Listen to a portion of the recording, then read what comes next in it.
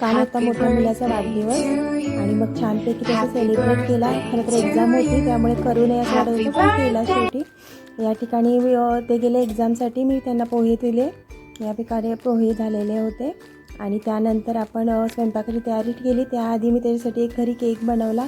त्यासाठी रेडीमेड आपण पावडर केकची आणलेली, त्याच्यामध्ये 2 चमचे तेल घातलं मी साधारण आणि पाणी घालून आपलं बॅटर असं करून घेतलेलं केकचं। एका ठिकाणी मी कुकरला स्टीम केलेलं प्रीहीट केलेलं होतं। या ठिकाणी आपण घेतलेलं आहे पॅनमध्ये तेल लावून छान ग्रीस करून त्यामध्ये बॅटर ओतलं आणि छान 15-20 मिनटं आपण झाकून ठेवले कुकरमध्ये।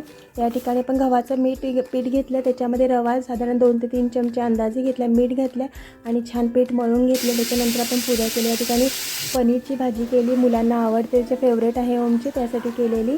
या ठिकाणी 15-20 मिनटात आपला केकही झालेला होता। पूर्ण रेसिपी मी दाखवू शकले नाही कारण मुलं लगेच आलेली।